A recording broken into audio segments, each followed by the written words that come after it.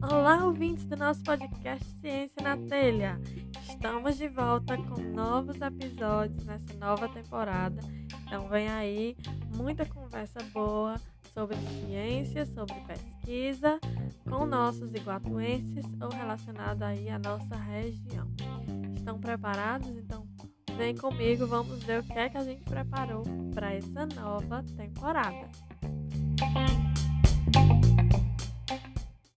Esse episódio de hoje conta com 2 pesquisadores de áreas distintas, mas que ainda estão sob esse guarda-chuva aí da pesquisa ambiental, e eu acho que foi muito importante para mostrar para vocês quão rica essa área pode ser, vertentes de atuação, e que mesmo sendo em coisas completamente diferentes, eles ainda estão lutando pelo meio ambiente, né? Então é uma introdução mais geral, esse episódio, uma conversa mais geral sobre a pesquisa ambiental e que também vai nos abrir um pouco para o episódio que vem seguinte, que é mais específico sobre os resíduos sólidos aí na nossa região de Iguatu. Então vem comigo ouvir essa conversa com o Auriberto e o Célio.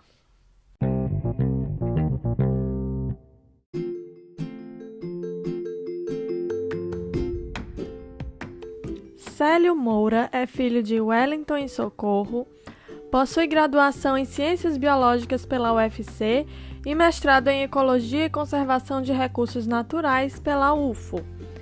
Experiência nas áreas de Ecologia e Zoologia de artrópodes terrestres, com ênfase em aracnídeos. Atualmente, ele é professor substituto na FECLI e, em seu tempo livre, ele gosta de ouvir rock e heavy metal, fazer trilha e fotografia de natureza, ler revistas em quadrinhos, ler livros e assistir séries, principalmente de ficção científica. Seja bem-vindo ao nosso podcast, Célio. Oi, Raquel, tudo bem? Obrigado pelo convite.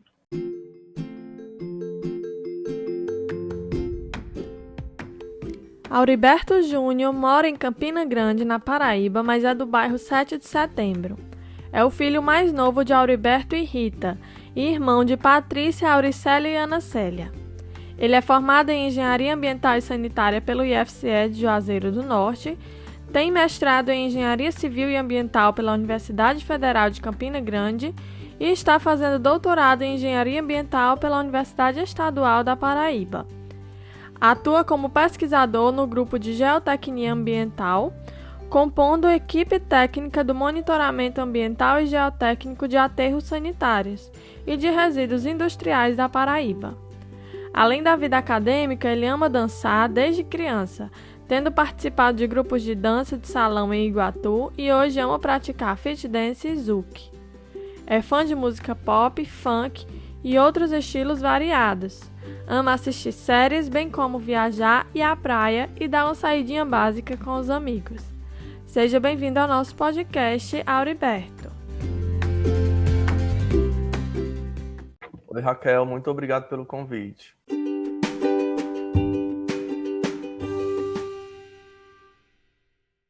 Então, é um prazer ter aqui hoje o Célio e o Auriberto. Eu achei muito interessante construir esse episódio por conta de serem 2 experiências que eu acredito que vão ser diferentes, 2 visões diferentes, né?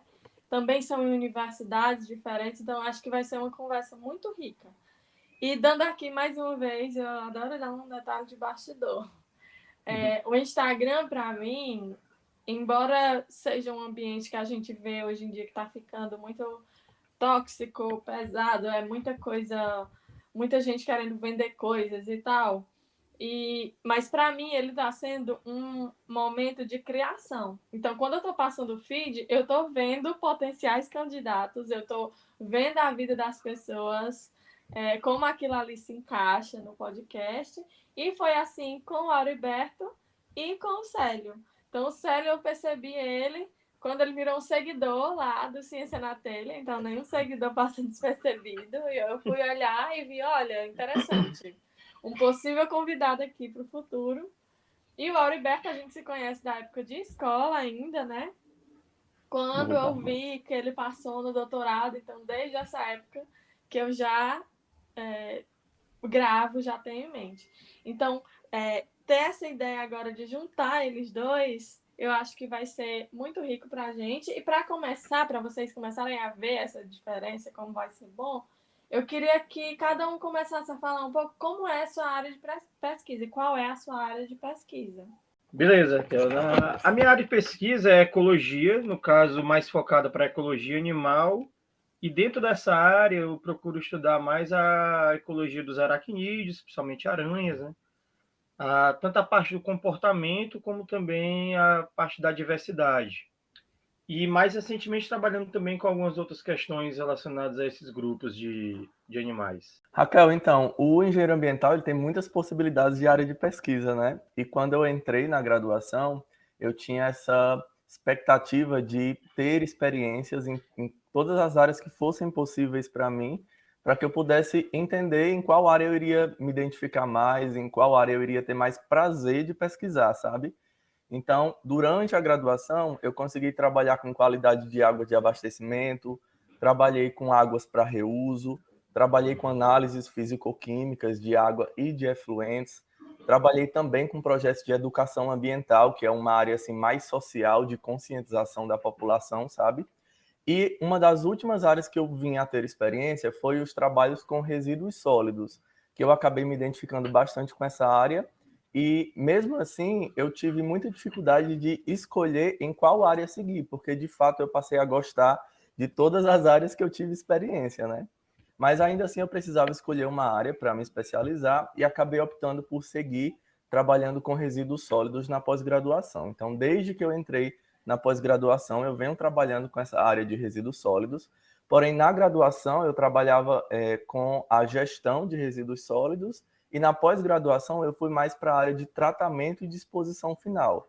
Então, o meu campo de estudo são os aterros sanitários e, dessa maneira, a minha área de pesquisa atual é o trabalho com essa questão da disposição final de resíduos sólidos em aterros sanitários e, mais especificamente, em relação à geração de biogás, que é um dos subprodutos desse processo de tratamento de resíduos.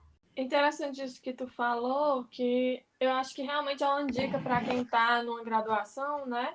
É ter realmente contato com várias áreas daquele curso ali, que você não se limite, não ache que ser um engenheiro ambiental ou ser um engenheiro químico ou um biólogo que você vai ter que trabalhar especificamente somente com uma coisa, né? Tem várias áreas de atuação para isso. E aí, essa tua resposta também me traz aqui para uma outra pergunta, que é de saber em quais áreas, além dessas que vocês estão, né? Acho que o Auriberto acabou respondendo um pouquinho, mas vocês podem complementar dizendo quais áreas em que essa atuação como um biólogo ou como engenheiro ambiental é possível na pesquisa ambiental? Dentro da área da ecologia, ela é bastante ampla, né? A gente vai ter diversas possibilidades. A ecologia é uma coisa que, até do senso comum, as pessoas já conhecem relativamente bem. E aí, quando a gente vai para áreas mais específicas, dentro da ecologia, que já é um universo de coisas, a gente tem muito agora, mais recentemente na biologia, muito interesse dos alunos que estão se formando em procurar seguir a carreira de consultor ambiental, técnico de meio ambiente, alguma coisa relacionada, trabalhando com levantamentos de fauna, de flora, relatórios de impacto ambiental. E essa é uma coisa relativamente nova dentro da área da biologia, porque eu digo assim, nova, coisa de 10 anos, 20 no máximo, não era tão comum. E hoje já é uma área que recebe muito profissional, e é bem interessante. E isso pegando só um ponto específico, né? Se a gente for pegar coisas mais amplas, a ecologia permite uma grande possibilidade dentro da biologia para trabalhar com pesquisa ambiental, seja lá da conservação do meio ambiente, trabalhando com ONGs também, tem a parte de educação ambiental, como o Heriberto já falou aí, né, que é uma parte que é até multidisciplinar. Então, é uma área que é bastante ampla, né? Tem muitas possibilidades que cada vez mais está sendo importante. Né? Só queria ressaltar uma coisa importante também, que dentro dessa questão ambiental, ela não pode ficar fechada a uma determinada classe ou um determinado nicho de pesquisa, ela precisa ser multidisciplinar, senão a gente não consegue resolver ou pelo menos abarcar o problema de vários pontos de vista. Em relação à atuação na pesquisa, né, da engenharia ambiental, de fato eu acabei já comentando um pouco sobre isso, e são inúmeras possibilidades mesmo, né? Porque a gente pode escolher trabalhar com recursos hídricos, então vem algumas áreas de atuação, como a qualidade de água para abastecimento humano, água para reuso, né? A gestão de recursos hídricos. A gente pode escolher trabalhar também com saneamento mais voltado para o tratamento de efluentes, onde a gente vai estudar uma nova tecnologia, uma nova técnica para tratamento de efluentes, né, para o lançamento em corpos hídricos, por exemplo. Tem também a área de resíduos, então a gente pode trabalhar com a gestão de resíduos municipal, a gente pode trabalhar com o tratamento de resíduos, seja em aterros sanitários, incineradores, dentre outras técnicas. Tem também uma área mais voltada para o geoprocessamento, que são análises espaciais, né?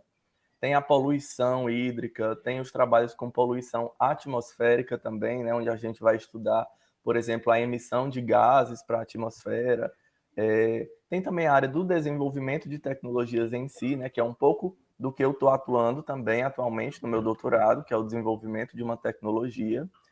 Tem também a área de educação ambiental, que já é a parte mais social da engenharia ambiental. Eu costumo dizer que a engenharia ambiental, dentre todas as engenharias, ela é a mais social, sabe?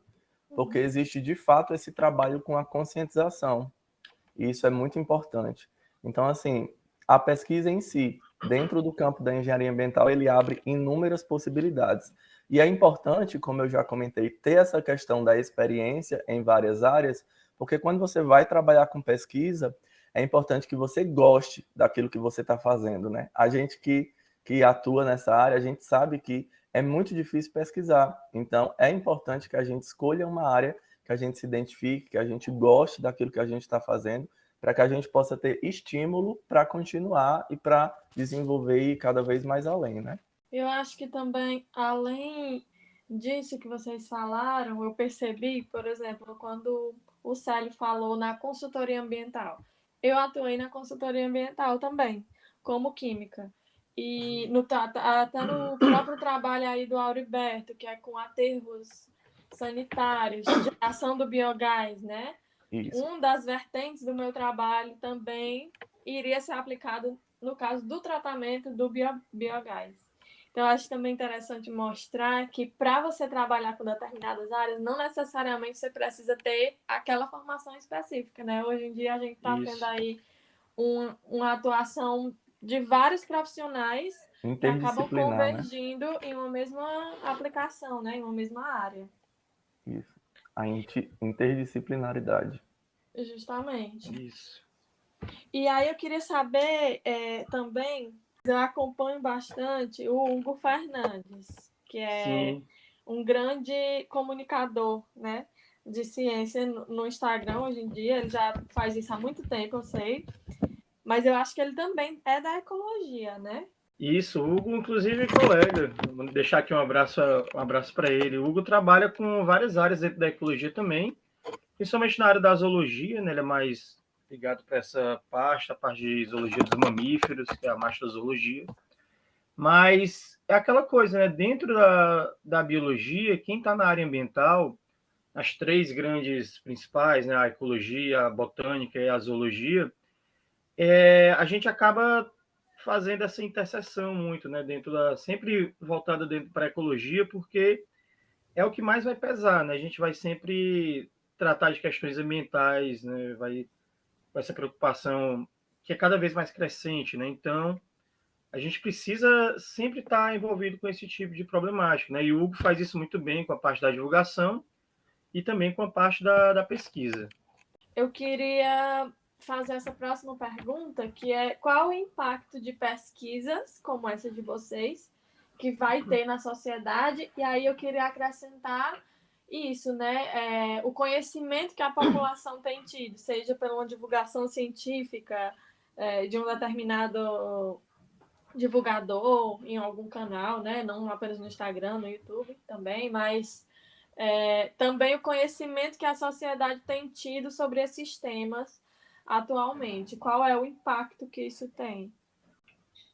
Isso é uma coisa bem legal de falar tanto da divulgação quanto da popularização da ciência, né? Porque agora está bem mais fácil a gente fazer esse papel de divulgar a ciência para o público leigo. Antes era mais complicado porque a gente não tinha tanto espaço, seja na mídia convencional ou através de outros meios, mas agora, com essa coisa das redes sociais, fica muito mais fácil. E, embora não seja algo realmente obrigatório para todo cientista, mas é sempre bom a gente incentivar a nova geração que está sendo formada a divulgar o seu trabalho por conta própria, né? De usar suas redes sociais, usar alguns mecanismos que facilitam, porque se você só faz a pesquisa e ela não chega para a população, a sua pesquisa não está sendo tão interessante, talvez, né? Por mais que ela possa ter um impacto teórico dentro daquela linha de pesquisa, a gente precisa de um jeito também de mandar isso para a sociedade. Então, essas pesquisas elas vão ter impactos diversos, né? Vai depender muito da área, mas dando um exemplo bem, aproveitando, né, que está falando de Hugo aqui, que é o grande colaborador da ciência, eu digo o Brasil todo, né? Porque é bem conhecido no Brasil. E também a gente está num ponto interessante aqui no Ceará, com o projeto Cientista-Chefe do Meio Ambiente, é uma ideia de tentar, a princípio, né, vai ter várias vertentes, mas que eu posso falar, porque a qual eu participei, que é o inventário de fauna do Ceará. Teve o inventário de flora também, no qual vários cientistas, vários especialistas em grupos de animais e plantas também, foram solicitados a compilar uma lista das espécies que a gente conhece aqui para o estado, que é uma coisa até então inédita, né? A gente não tinha isso, e poucos estados do Brasil têm algo desse tipo, que é uma lista colaborativa, e que também vai sendo atualizada constantemente. A gente tem listas gerais, né, listas nacionais também, mas essa foi interessante porque para muitos de nós, assim, às vezes da área da ecologia, da zoologia, da botânica, para muitas pessoas pode parecer que o nosso trabalho ele é muito fechado. Ah, você vai ali, descobre uma nova espécie ou identifica um determinado grupo de organismo, mas agora a gente está trazendo mais imediatamente para a sociedade, porque esse tipo de trabalho, essa lista, ela vai ficar disponível para qualquer pessoa, pode ser acessada através do site da Secretaria do Meio Ambiente. Qualquer pessoa pode pesquisar através dela para saber o que é que a gente tem de diversidade, ou se alguém estiver fazendo algum trabalho específico na área, pode utilizar também essa lista. Ninguém foi diretamente pago para fazer esse trabalho, então é uma coisa bem interessante de ser destacada. Embora o projeto Cientista-Chefe ele tenha um investimento próprio, muito do trabalho foi realmente colaborativo. Isso é interessante porque a gente conseguiu entregar para a sociedade um produto de nossos trabalhos de vários anos de pesquisa e de uma forma pública e gratuita e facilmente acessível. Então, isso é só um exemplo de como a gente pode trazer a nossa pesquisa um benefício da sociedade, né? Embora algumas pesquisas básicas não necessariamente vai ter um impacto direto, mas eventualmente ela vai acabar impactando de uma forma ou outra toda a sociedade. Raquel, eu acredito que toda pesquisa científica, né, seja ela qual for, vai gerar um impacto positivo na sociedade e na ciência, né? Eu acho que a pesquisa, ela por si só, tem um objetivo de gerar uma melhoria para algo, né? Então, por que é necessário pesquisar, né? Porque é por meio das pesquisas que a gente desenvolve, né? Que a gente gera novos métodos, melhores tecnologias, melhores tratamentos, dentre outros. Então, é por meio da pesquisa, por exemplo, que a gente encontra a cura para doenças, né? Então, eu acho que o impacto que pesquisas ambientais têm na sociedade é a possibilidade de se estabelecer medidas de controle, né? Medidas de controle de poluição, por exemplo, né? Sempre na busca por tecnologias mais limpas, né? Pelo desenvolvimento sustentável, pelo respeito ao meio ambiente que vivemos e também possibilitando uma melhor e mais saudável qualidade de vida para as pessoas. Eu acredito que esse seja o principal impacto positivo, né, que se tem de pesquisas ambientais na sociedade. E quais são os desafios que vocês encontram hoje de pesquisar nessa área? Desafio a gente tem muito, sempre teve, espero que sempre tenha, desafio é importante, mas eu vejo essa pergunta de duas formas, né? O desafio, tanto um desafio de fazer a ciência, quanto um desafio de resolver alguma questão. E dentro da área ambiental, principalmente da ecologia, a gente está enfrentando nesse momento, já falei mais de uma vez aqui, vou repetir porque tem que ser falado, né? A gente está sofrendo de vários vertentes nessa coisa da questão ambiental, seja da poluição, da degradação do meio ambiente, a perda de diversidade, e a tendência, infelizmente, é essa situação ficar cada vez mais agravada. Então, a gente tem esse desafio de resolver um problema e também existe o desafio de buscar novas ideias, novas perspectivas, quem sabe até alguma, né, indo assim bem mais além, né, uma revolução científica mais interessante dentro da área. A gente tem às vezes algumas pequenas revoluções, mas às vezes juntando tudo isso acaba gerando algo maior. Mas do ponto de vista da prática da pesquisa, a gente está também enfrentando alguns desafios políticos, né? A questão de falta de investimento em várias áreas, né? A redução do investimento em algumas que já existiam. E isso gera um impacto muito grande naqueles que ainda estão no processo formativo, né? Dentro da universidade, os alunos de graduação. Porque é lá que eles vão começar a ter alguma perspectiva do que vão seguir no futuro. E quando a gente está nessa situação de baixa perspectiva, isso faz com que esses alunos acabem seguindo algum outro caminho. Alguns até desistindo da carreira, né, do curso, para tentar um curso que, para a visão deles, seria mais rentável, ou mais rapidamente rentável para eles, né? E não dá para a gente ser contra isso, porque as pessoas precisam, né, disso para viver. Então, eu acho que um dos maiores desafios está nesse equilíbrio, né, em tentar valorizar a ciência e que essa pesquisa, que essa ciência, de tentar resolver problemas mais urgentes da nossa sociedade. Eu concordo com a fala do Célio, né? Eu acredito que, até complementando, essa questão da poluição ambiental no nosso país, ela é algo que tem sempre algo a se avançar mais, né? A gente sabe que, tipo, no Brasil, a Política Nacional de Meio Ambiente, ela foi criada apenas em 1981, né? Que é anterior à Constituição Federal.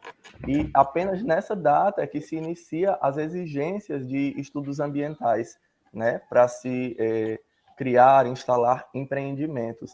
Então, assim, no Brasil, há muito tempo atrás, essa exigência de estudos ambientais, ela só começou por meio da exigência de órgãos financiadores internacionais para se estabelecer investimento em projetos governamentais aqui no país. Então, essa necessidade de uma preocupação ambiental mesmo, ela só começou a ser exigida já em 1981 com a Política Nacional de Meio Ambiente, né?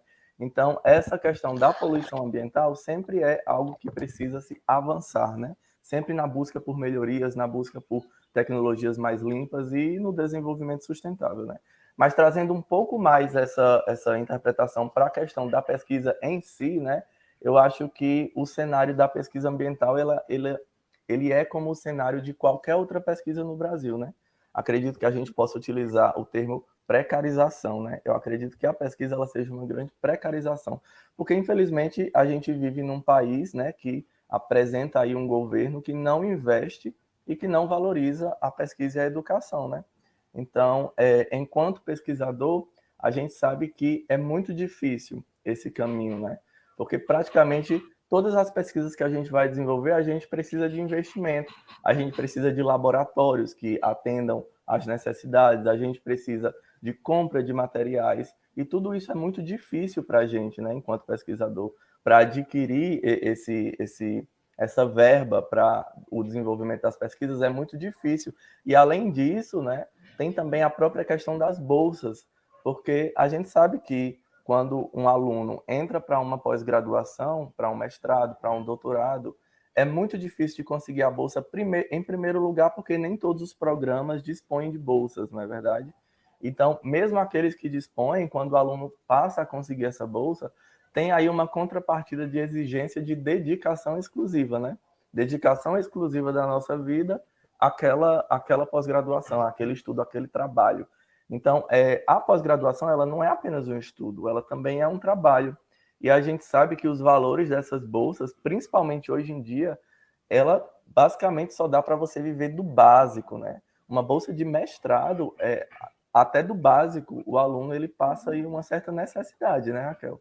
Porque é muito difícil sobreviver com o valor da bolsa. Então, como o aluno vai ter uma dedicação exclusiva àquela pós-graduação para manter uma bolsa, né? E ainda assim trabalhar 1000, ser produtivo, produzir vários artigos e ainda assim não ter essa possibilidade de ter, sei lá, o mínimo de conforto, né? É muito difícil. Então, eu acho que o cenário da pesquisa no Brasil, de fato, é uma grande precarização, há uma grande falta de investimentos e de valorização, né? E isso dificulta ainda mais a vida do estudante que quer ser pesquisador. E quais são alguns pontos que vocês veem que são positivos ou que até agora já fizeram vocês verem que vale a pena estar nessa área? Eu poderia dizer vários, né? Desde o começo da minha carreira, né, na graduação, digamos assim, tem tanta coisa que faz valer a pena e às vezes acaba sendo um problema para alguns que estão dentro dessa área, porque às vezes a gente quer fazer mais e às vezes a gente faz sem um investimento, né, já que a gente estava tratando dessa questão. Às vezes a gente faz até o trabalho, assim, pesquisas como voluntário, participe de algum projeto sem uma bolsa, sem investimento qualquer, porque a gente quer tanto fazer aquele trabalho, a gente quer tanto participar daquela pesquisa, tentar resolver aquele problema, só que isso acaba podendo ser uma armadilha para muitos. A gente sempre fazer esse tipo de trabalho sem um determinado investimento não é interessante, mas por outro lado isso gera, chegando na parte dos pontos positivos, né, a gente ganha tanta experiência, mais conhecimento, e quando a gente consegue resolver algum problema mais direto com a sociedade ou dentro do seu grupo de pesquisa, né, algumas realizações, descobertas científicas, como no caso, puxando assim para a minha área, descoberta de novas espécies, ou quando a gente consegue realizar algum projeto que vai conservar alguma área, proteger uma espécie ameaçada, isso dá uma satisfação muito grande, né? E a gente vê que vale a pena seguir dentro dessa área, mesmo com todos esses problemas. É claro que a gente quer mais valorização do nosso trabalho, a gente precisa disso também, e a gente vai ficar sempre nessa dualidade, né? A gente vai fazer coisas que são satisfatórias para a gente, vão trazer benefícios para a sociedade, e às vezes a gente não tem um investimento para a nossa pesquisa, falando assim de forma bem geral para todo mundo. Mas sempre vão ter pontos positivos dentro dessa caminhada dentro da ciência, eu vejo isso, né? Mas sem esse investimento, esses pontos positivos talvez fiquem um pouco, digamos assim, não tão bem evidentes para quem está, somente no começo dessa jornada. Mas sempre vai ter alguma coisa boa para a gente enxergar dentro dessa área. Eu acho que isso é até uma pergunta que eu posso responder assim com muita leveza, sabe?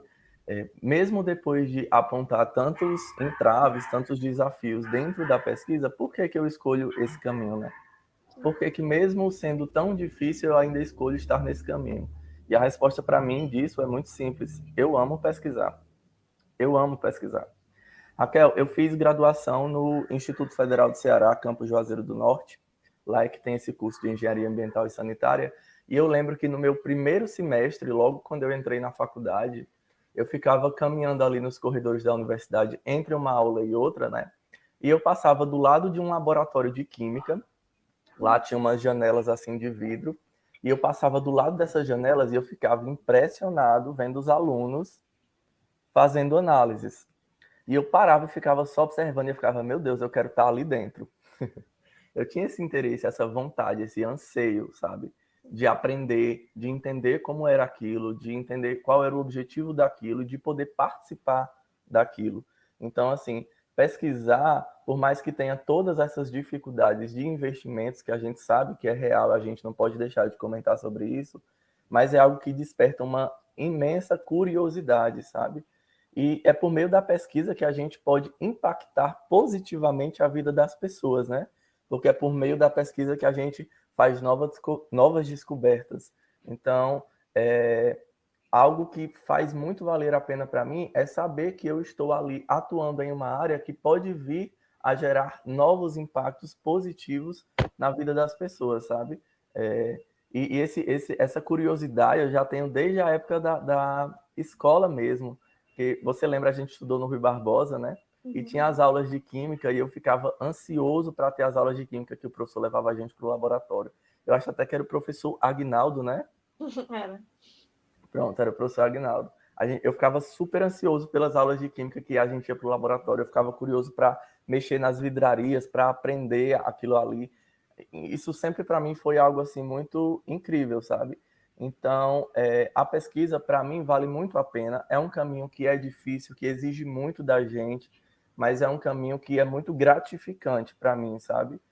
Além da própria necessidade que eu sei que existe também, porque eu escolhi seguir uma carreira acadêmica. Então, numa carreira acadêmica, a gente precisa, né, da pós-graduação, a gente precisa dos títulos de mestrado, de doutorado, mas além disso, é algo que eu realmente faço com amor, sabe?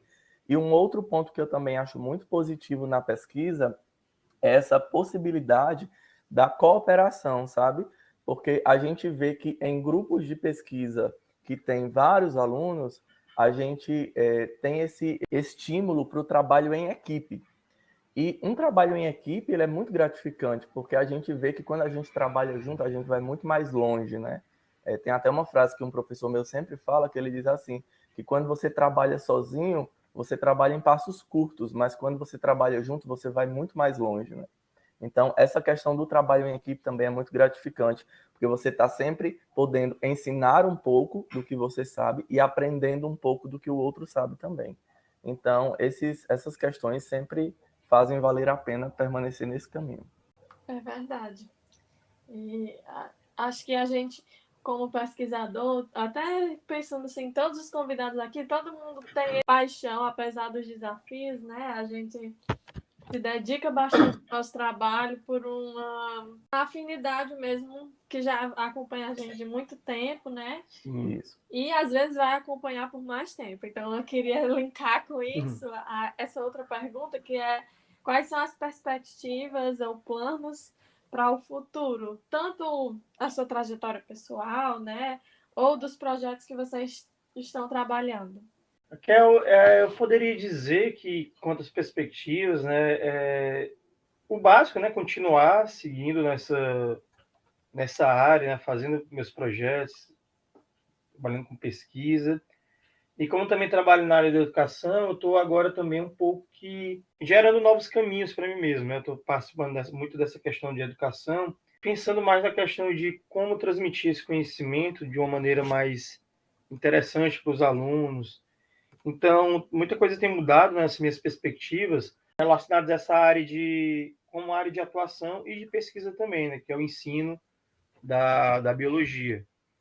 Então, eu penso que, em relação a planos, né, que se eu realmente me dedicar mais a esse caminho, eu vejo novos tipos de pesquisa que eu posso abordar, saindo um pouco dessa parte mais técnica da biologia, mas indo também para a questão mais da pesquisa aplicada em ensino, né, que eu acho que há uns 10 anos, ou alguma coisa assim, eu não imaginava que eu seguiria algo nesse sentido, mas está sendo muito prazeroso, né, trabalhar com isso, e tanto essa parte de educação como também a parte da extensão universitária, que eu tive muita oportunidade de desenvolver como professor na UES, que a gente consegue trabalhar junto com a sociedade alguns aspectos da nossa pesquisa, né, gerando não só um retorno direto para eles, né, como algum benefício, mas também que eles possam participar daquele projeto, daquela pesquisa, junto com tantos alunos, outros professores, outros colegas da área,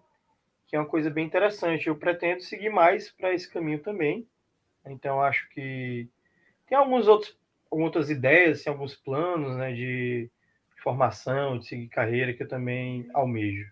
Raquel, quando eu escolhi essa carreira acadêmica, né, eu escolhi porque, de fato, eu sentia muita vontade de fazer a docência. Então, eu acho que a minha maior perspectiva, de fato, é passar em um concurso efetivo, né? Eu acho que a gente almeja sempre isso, né? É passar em um concurso efetivo para professor universitário. É, de fato, a minha maior perspectiva. E a possibilidade de talvez poder ficar mais próximo de Iguatu, uma vaga mais próxima daqui, porque eu acho que é sempre importante que a gente tente estar cada vez mais próximo da nossa família, principalmente a gente que escolhe essa carreira, porque a gente sai de casa muito cedo, né, Raquel? A gente sai de casa muito cedo para estudar fora, e é muito tempo de estudo, são muitos anos. Então, eu almejo muito essa possibilidade de estar atuando em um local que fosse mais próximo de Iguatu. Hoje eu moro em Campina Grande, que é um pouco mais distante daqui, mas então eu almejo muito isso e poder continuar com a pesquisa, porque de fato a pós-graduação para mim ela não é apenas um caminho para se obter títulos. A pós-graduação para mim é um caminho em que eu gosto, né, de estar atuando. Eu gosto de pesquisar, eu gosto de desenvolver, eu gosto de novas descobertas.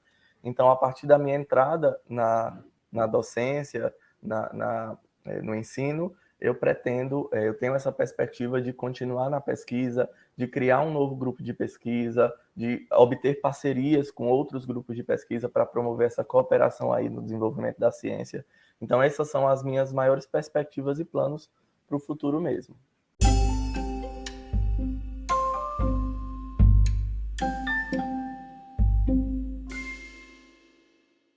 E vocês têm alguma dica ou sugestão para quem está se preparando para entrar nessa área?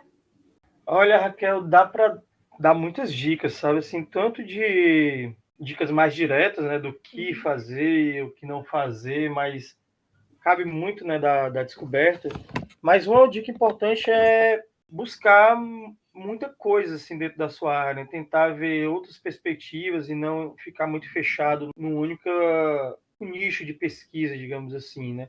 É ver as possibilidades, porque não é incomum a gente mudar a nossa trajetória, né, dentro da ciência. Às vezes você está indo para um caminho e acaba, às vezes, querendo ir para outro, às vezes aparece alguma oportunidade de participar de um projeto, por exemplo, que seja multi-institucional, multidisciplinar, e você vai precisar de alguns novos conhecimentos que talvez você não tivesse interesse durante a sua graduação, né? Então, que faça muitos cursos, né? Participe de eventos, isso é sempre importante, né? Trocar essas experiências, né? Apesar de toda a desgraça, né, desse momento de pandemia, a gente teve algumas coisas que, infelizmente, só apareceram mais efetivamente agora, mas não precisava que a gente passasse por uma pandemia para enfrentar uma pandemia para isso, né? Que é a questão de, atualmente, você vê muita ciência sendo divulgada na internet. Até muitos eventos, né? Aquela coisa as lives, né? Que aconteceram demais. Muita palestra, tem muito curso online, tudo gratuito, que a gente pode conseguir facilmente se você tiver acesso à internet, né? Então, é uma dica que eu dou também, que está começando na área, os alunos de graduação, principalmente, que busquem essas palestras, esses eventos que aconteceram online, tem muita coisa no YouTube, você consegue facilmente, e que às vezes você fica cansado da aula que você tem normalmente no seu curso, porque você sabe que vai estar sempre ali. Então, às vezes, uma mudança de meio, né, de aprendizado seria uma coisa bem interessante, né, para que os alunos seguissem. Raquel, eu acho que uma dica para publicações em si seria, de início, quando o aluno ele quer realizar uma publicação, escrever sobre um determinado tema, é interessante que se monte primeiro um banco de dados, né? Então, a principal dica que eu posso dar em relação às publicações é utilizar plataformas de pesquisa científica, como, por exemplo, a Cielo, a Science Direct, para se fazer uma pesquisa bem embasada dos artigos que foram publicados nos últimos 5 anos, sejam publicações nacionais ou internacionais, e compor um banco de dados atualizado, né, sobre aquela área, sobre aquele tema, para que possa realizar a leitura e, aos poucos, ir gerando aí a composição do seu artigo, da sua publicação. Na graduação, é muito interessante que a gente participe de eventos científicos, né? Como o Célio mesmo já falou, isso é muito importante, porque nos eventos a gente aprende muito, a gente tem uma troca de experiências, e isso é muito importante para o crescimento profissional do aluno, sabe? E uma dica muito importante que eu dou também, Raquel, é entre em grupos de pesquisa, pessoal, porque em qualquer curso que você tiver, não apenas na engenharia ambiental ou na biologia, em qualquer curso que você estude, né, que você esteja na faculdade, é muito importante que vocês entrem em grupos de pesquisa para que vocês possam ter uma base, que vocês possam ter um apoio, né, para esse desenvolvimento de pesquisa, para a publicação, para a escrita acadêmica. Então, estar em um grupo de pesquisa tem muitos benefícios positivos na vida de qualquer profissional. A gente tem muita coisa que a gente não consegue aprender apenas em sala de aula. Tem muita coisa que a gente só aprende na prática. E a pesquisa, eu acho que é o primeiro passo para dispor essa possibilidade de aprender na prática, sabe? Então, é isso. Eu acredito que essa seja uma dica muito valiosa a se dar para qualquer aluno de qualquer graduação. Entrem em grupos de pesquisa. E assim, Raquel, eu queria só aproveitar para complementar que, principalmente para quem também está ainda no começo dessa jornada, que leia muito. Né? A ciência depende muito da curiosidade da gente, né? Então é sempre importante a gente buscar novos conhecimentos, e a leitura, né, livros e artigos e tudo mais é sempre importante. Hoje em dia, por mais que a gente tenha essa facilidade, né, que eu mencionei, de palestras, de eventos e tudo online, a gente não pode também ficar só nessa vertente, né? Não só esse tipo de mídia. A gente tem que sempre balancear, né, além de outras coisas. E tem um livro que eu sempre recomendo para os alunos, chama Cartas para um Jovem Cientista, do Edward Wilson, que é Eu um ganhei esse livro. biólogo, olha aí. Porque ele fala um pouco da trajetória dele, né, como cientista, um dos grandes cientistas da área da ecologia, um dos maiores assim, da nossa geração. E ele fala muito disso, né, de como é esse começo de carreira, do que você pode seguir. Então é um livro que eu sempre recomendo. O próprio título do livro já deixa claro, né, o que ele vai abordar, mas vale a pena demais ler. Então, é só uma dica, né, mas teria muitas outras. Esse livro realmente, cada vez eu ganhei ele na minha defesa, meu orientador me deu. Que e massa. Aí eu fui lendo por capítulos assim, e cada vez que eu li eu tinha muitas reflexões sobre o que ele estava dizendo, coisas que às vezes a gente acha que é errado quando o orientador diz isso pra gente, e aí lendo lá no livro a maneira como ele precisou daquela atitude para ele seguir na carreira. Realmente é um livro muito bom, uma boa dica para quem é pesquisador, né? Para quem está começando, como eu que estava já na defesa do doutorado, foi muito interessante para mim. Eu gostaria de novo, né, de agradecer pelo convite, né, de participar do seu podcast. É realmente muito legal. Qualquer oportunidade que aparece, né, da gente falar, da gente divulgar a ciência, é sempre interessante. É aquela coisa que eu estava falando antes, né? É um trabalho que você faz de graça, embora ele vai ter um bom retorno para você, né? Não monetariamente falando, talvez, mas pelo menos satisfatoriamente é interessante, né? Então, aproveitar também para mandar um abraço para os meus alunos, meus colegas de trabalho da UES, meus amigos lá da área de ensino, quanto da área de pesquisa também, né? E avisar, né, caso algum esteja ouvindo aí, que receba esse abraço e muito obrigado. Raquel, eu queria só agradecer mais uma vez pela participação, né? Eu gostei bastante de ter sido convidado, eu já acompanhava um pouco do Ciência na Telha, e eu acho isso uma iniciativa muito, muito incrível, muito bacana da sua parte. Parabenizar você também por essa iniciativa, né? É muito interessante porque tem um quê, né, do Ciência na Telha, que é o fato de você estar entrevistando mais iguatuenses, e eu achei isso o máximo, porque a gente está numa cidade que, de certa maneira, é uma cidade pequena, né? É uma cidade um pouco grande se for comparar com cidades interiores, mas não é uma cidade tão grande e está podendo dar essa permissão de visualização daquelas pessoas que saem da bolha, né? E que vão atrás de suas carreiras, vão atrás de seus sonhos.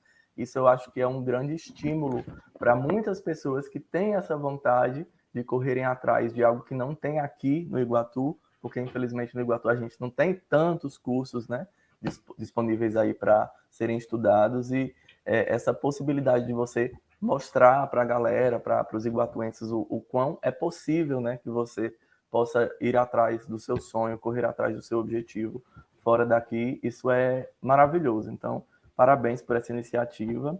Estou muito agradecido por poder fazer parte, né, desse podcast. E é isso. Obrigado por tudo e quero só mandar um beijo para a galera de Campina Grande, para os meus colegas, para os meus amigos, para a galera de Juazeiro do Norte também, que são os meus colegas de curso, de graduação. Um beijo para todo mundo e é isso. Muito obrigado. Eu que agradeço a presença dos dois, terem se disponibilizado E eu acho que está sendo uma boa apresentação da área ambiental para as pessoas, porque também eu vejo um estereótipo de que muitas vezes é ambiental, você vai apenas abraçar árvores, e tem tantas coisas. E gostaria de agradecer por por me ajudarem nesse projeto, né? E que a nossa discussão continue aí nas nossas redes. Você tem algum comentário, quer fazer alguma pergunta para eles, manda lá no nosso perfil, que eu repasso. Tenho certeza que eles vão estar ainda felizes em responder alguma dúvida que alguém tenha. E é isso.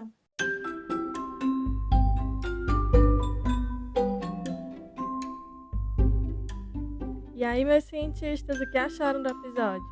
Então manda seu feedback, dúvidas ou sugestões pra gente.